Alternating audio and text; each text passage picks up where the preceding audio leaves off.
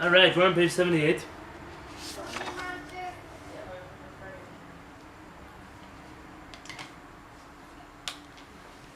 We're talking about the many ways to learn how to hold back anger is to look at Tanakh and see what did anger cause other people to do, and it will lead us very quickly to stay away from anger.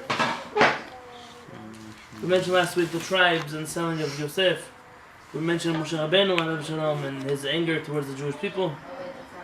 ושאול בחיר השם לא בא לידי הריגת כהני השם והחרבת נוב עיר הכהנים אלא לידי חמתו וכעסו.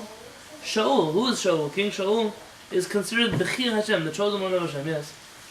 Well, wasn't Shaul not simply anger? It was more of an irrational mindset that may have been some sort of mental disorder, as some commentators claim it to be.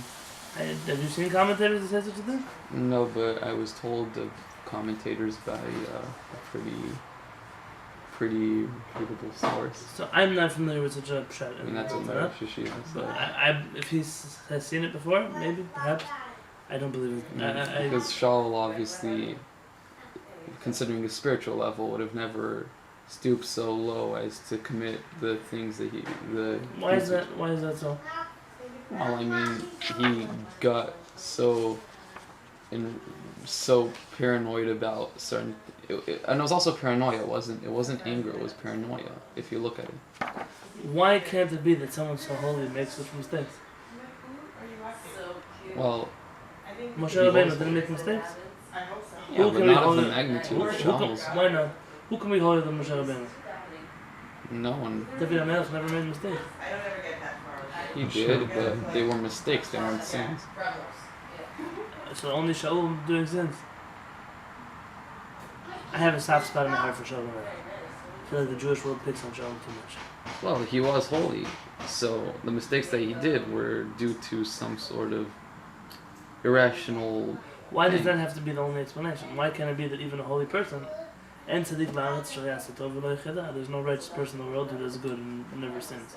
Well, he wiped out a whole city of Kohanim on a whim, so I mean.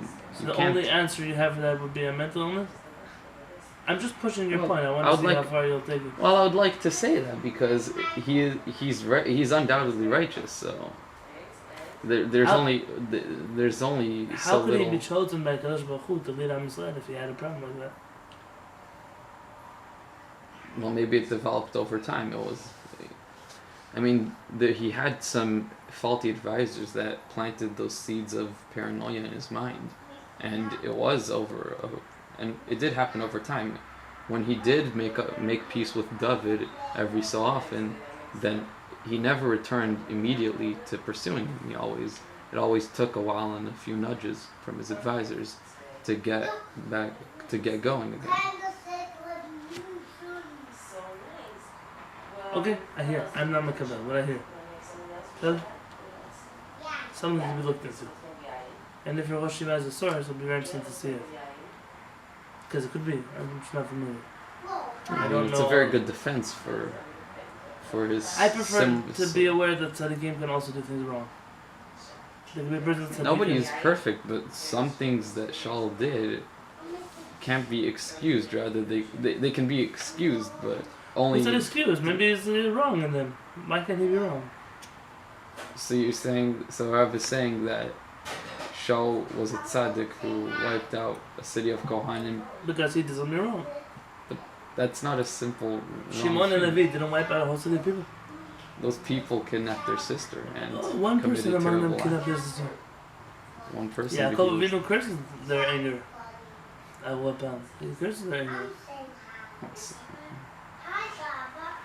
Who's greater than Shifteyah? Shimon and Levi. What they did wasn't correct.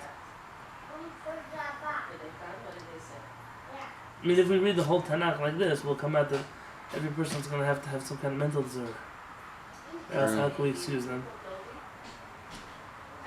We're not excusing. We're saying despite this, they were still righteous people. I'm not taking away this approach. I'm not familiar with it. So, if you do some research and come back to me, I'd like to know. So?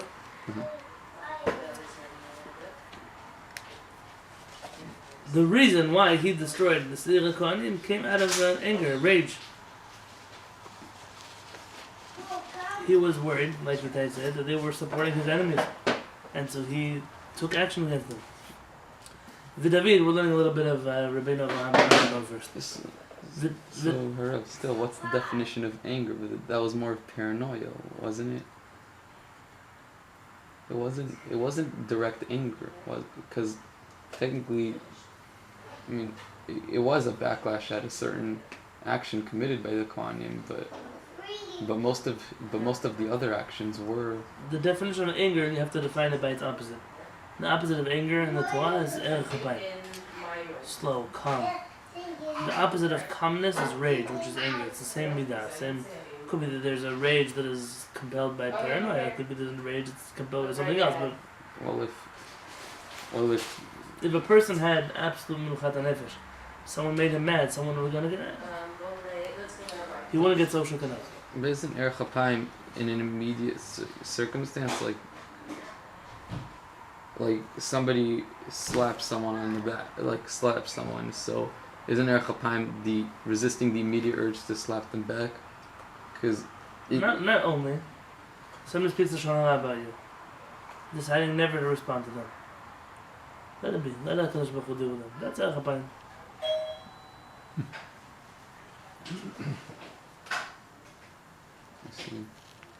Yeah, included in HaShamayim is something immediate. But there are parts of HaShamayim that are not only immediate. ודוד משיח השם לא ביקש להרוג את נבל אלא בשל כעסו עליו. David HaMelech only killed Naval because of his anger towards him. Naval insulted David HaMelech. David HaMelech gave his workers protection. He wanted something back from them. And David HaMelech was upset. ולא ידעת את הודעתו לאביגיל כשננעתהו מן העוון הזה באמרה אליו ולא תהיה זאת לך לחוקה ולמכשול. Abigail, who was Naval's wife, stopped him from doing this Agamah, and she told him, don't let this become an obstacle or a stumbling block for you. And he answered her back saying, Uvaruch ta'amech uvrucha at asher kilitini hayom hazeh mibo b'damim. Blessed is your discretion, blessed are you from preventing me from coming for blood. ולא בא לידי קבלת לשון הרע שאמר ציוון מפיבושת אלא מחמת כעסו עליו. He only accepted לשון הרע that Tziva told about Mephibosheth.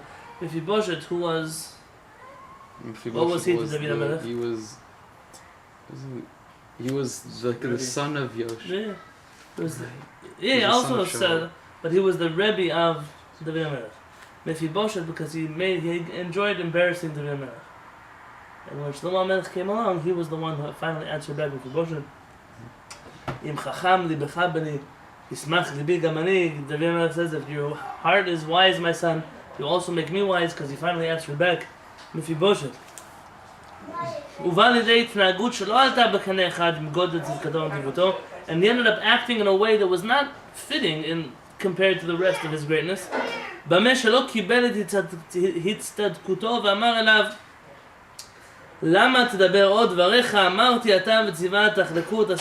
said, why do you continue to speak? He was upset at him. Mephibosheth didn't come to support David HaMelech and David HaMelech's fight against Absalom. The reason why Mephibosheth couldn't come, he was really physically unable to come. But David HaMelech accepted Lashon Hara. It's a no, it was because he was happy to see your downfall. And the man said, David HaMelech, because of his anger towards him, gave in. Rabbi said, David Mephibosheth,